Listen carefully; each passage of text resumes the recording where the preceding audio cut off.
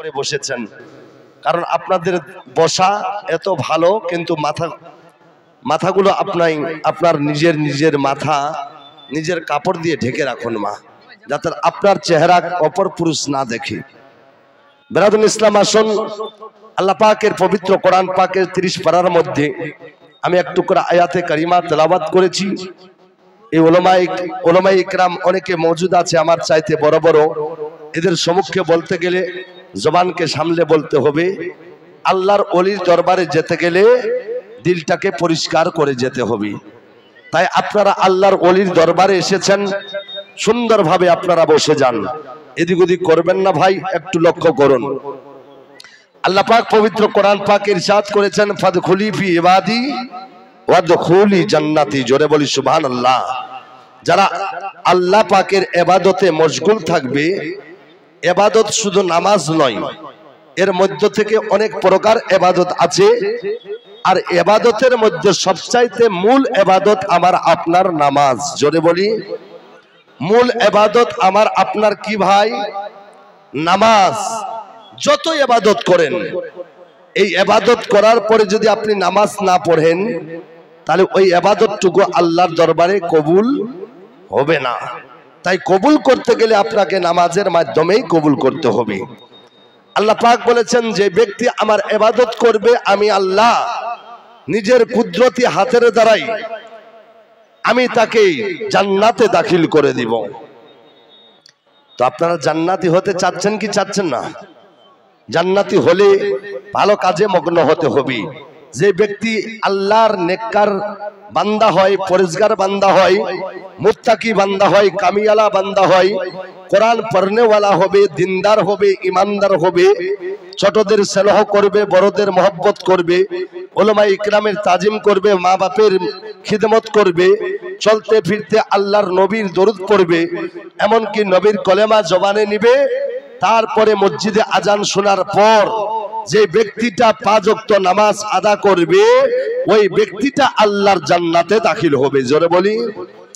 বেরাদুল ইসলাম, আমাদের ভিতরে কিন্তু এই জায়গায় আমরা শাহির ইসলাম সাহেবের নাচ শুনছিলাম, আমারও মনটা চাচ্ছিল যে আরেকটু বলুক, আরেকটু পড়ুক, কিন্তু বেরাদার, নাচ শোনার নাম বড় কামাল নয়, তাকরীর শোনার নাম বড় কামাল নাই, কিন্তু শোনার পরে যে ব্যক্তিটা ওই কথাগুলোর পরে আমল করবে, তার নাম হচ্ছে বড় কামাল। জোরে বলি, তার নাম হচ্ছে বড়, এর নাম হচ্ছে আমল। আমরা শুনে নিলাম এক কান দিয়ে, আবার এক কানে ফেলে রেখে চলে গেলাম যেমনই আছি তেমনই না। বেরাদার, এখানে যদি জিজ্ঞাসা করা যায়, ভাই লোক তো হাজার হাজার মানুষ আছেন, বলেন তো 5 ওয়াক্ত নামাজ কে কে কাম করেন? 5 ওয়াক্ত নামাজ কে কে পড়েন? তো অনেক মানুষের হাতগুলো ঠুটা হয়ে যাবে।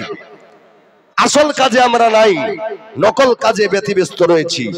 কিন্তু বেরাদার, আল্লাহর নবীর একজন সাহাবী হযরতে আমিরে মাবিয়া, ইনি আল্লাহর 5 ওয়াক্ত নামাজ আদা করেন, কোনদিন একটা ওয়াক্ত নামাজ কাজা করেননি।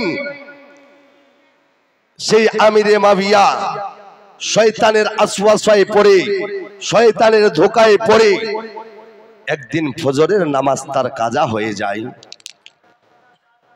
এই ফজরের নামাজের কারণে আল্লাহ পাকের দরবারে এত কান্না করেছিল, এত কান্না করেছিল, তার চোখ দিয়ে, 2 চোখ দিয়ে পানি পড়তে পড়তে যেমন টিপল দিয়ে পানি চলে যায়, আপনারা দেখবেন নালা হয়েছে, নালা করা যায়, যেদিক দিয়ে পানি যাবে নালা করা হয়েছে, সেরকম চোখের 2 চোখের জ্যোতি, 2 চোখের পানি যেদিক দিয়ে গেছে, হযরতে আমিরে মাবিয়ার চোখের নিচগুলো নালার মতো হয়ে গেছে, কানতে কানতে, শুধু 1 ওয়াক্ত নামাজের জন্য। জোরে বলি সুবহানাল্লাহ।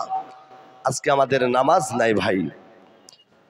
হযরতে আমিরে মাবিয়া এত কান্না করেছিল, আল্লাহ পাকের দরবারে এত কান্না করেছিল, ও বেরাদার, কানতে কানতে রাত চলে যায়, দিন চলে যায়, রাত চলে গেল, দিন চলে গেল, আবার সকাল হয়ে গেল।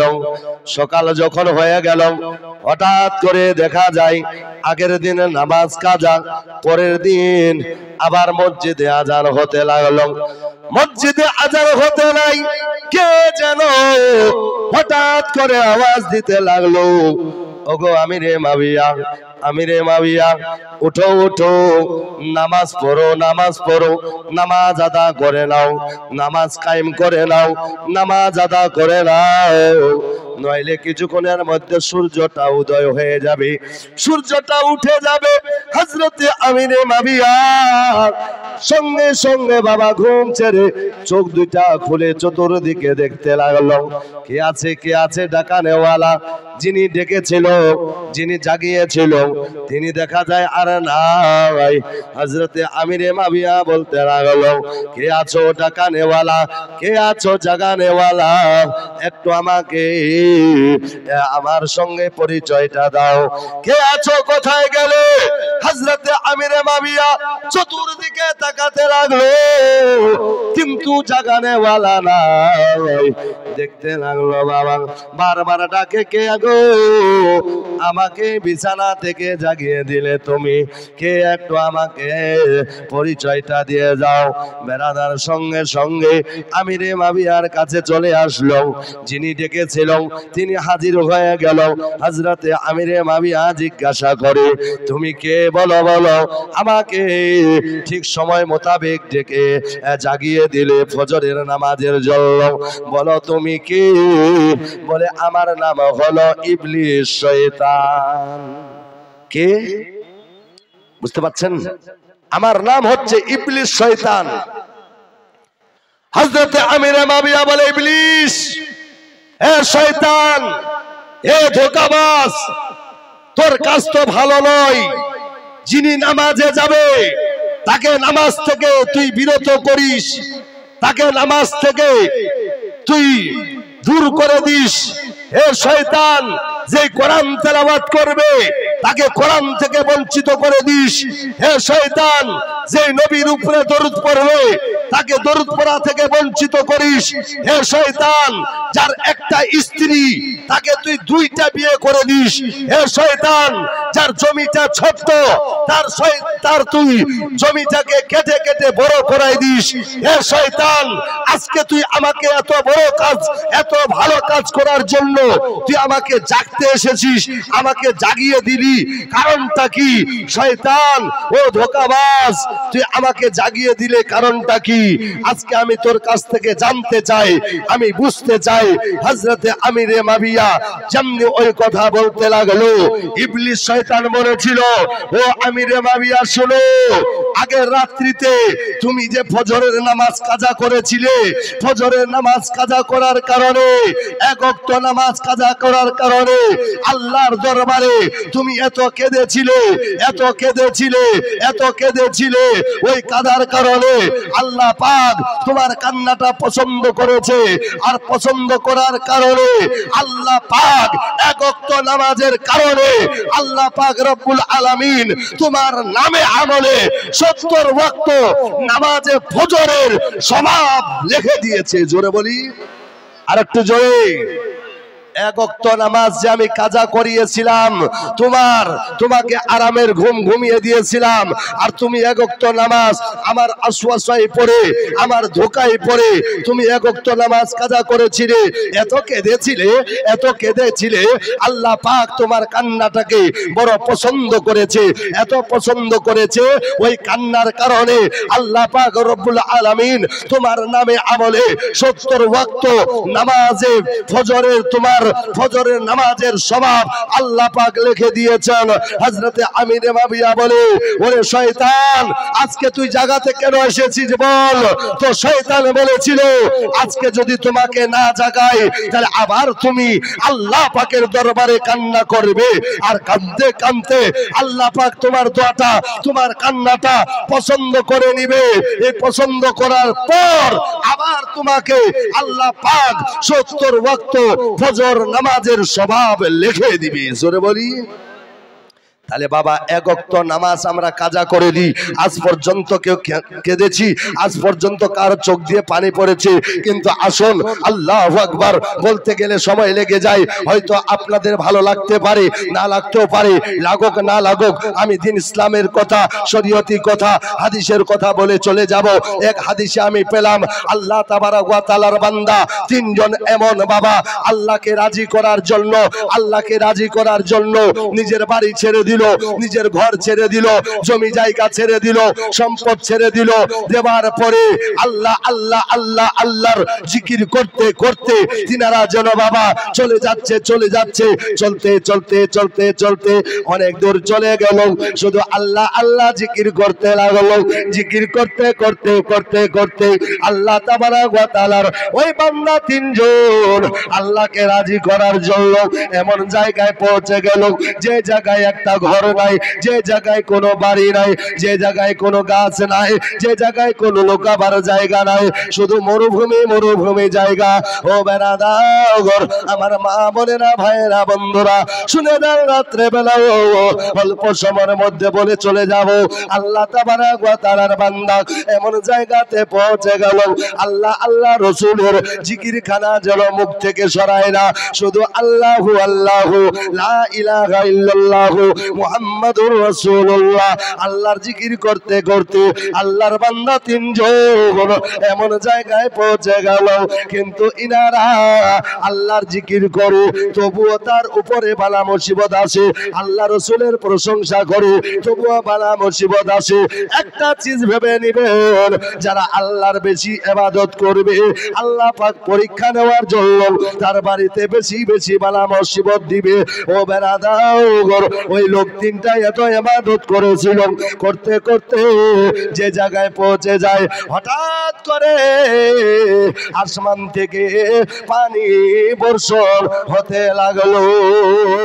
এত পানি পড়তে লাগলো, এত পানি পড়তে লাগলো, পানির সঙ্গে সঙ্গে আপনারা বলুন তো পানির সঙ্গে সঙ্গে কোন সময় পাথর পড়ে কি পড়ে না? পাথর পড়ে কি পড়ে না?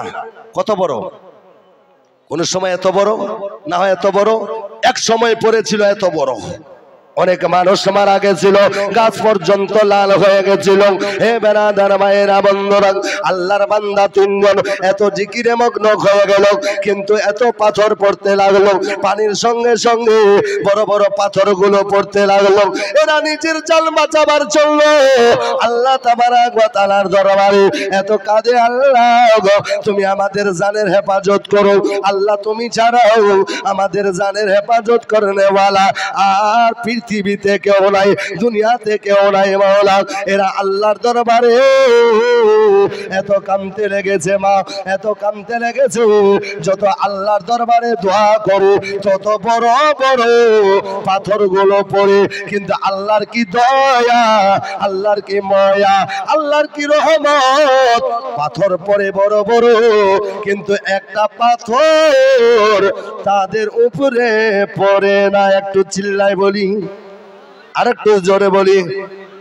কবি বলতেছে না বাবা, কেমন করে ঘুমাও তুমি, ও ভাই কেমন করে ঘুমাও তুমি, ফজর করে কাজা, আরে এমন তো হতে পারে জোহরে জানাজা। জোরে বলি, হতে পারে কি পারে না? গ্যারান্টি আছে? কেমন করে ঘুমাও তুমি, ফজর করে কাজা, এমন তো হতে পারে জোহরে জানাজা, হতে পারে জোহরে জানাজা। মুসলিম হইয়া জন্ম নিলি মুসলমানের ঘরে, আরে কাফের মুমিন তো ফাটা ভাই নামাজের উপরে মুসলিম হইয়া জন্ম নিলি মুসলমানের ঘরে কাফের মুমিন তো ফাটা ভাই সালাতের উপরে ওরে জীবন গেল নামাজ যেন আরে জীবন গেল নামাজ কবু হয় না যেন কাজা এমন তো হতে পারে জোহরে জানাজা এমন তো হতে পারে জোহরে জানাজা আরে বেনামাজির লাশ কবরে রাখিবে যখন মাটির চাপে পাজরের হার ভাঙবে রে তখন আরে বেনামাজির সময় নাই ভাই খুব সময় কম 1 ঘন্টা সময় দেওয়া হয়েছে এর মধ্যে আগে আমার মানে হতে পারে সিঙ্গেল এই জন্য তাড়াতাড়ি আমি সিগন্যালের আগে আগে আমি তাড়াতাড়ি বলছি বেনামাজির লাশ কবরে রাখিবে যখন আরে মাটির চাপে পাজরের হার ভাঙবে রে তখন ওরে বিষাক্ত ওই সাপের সবল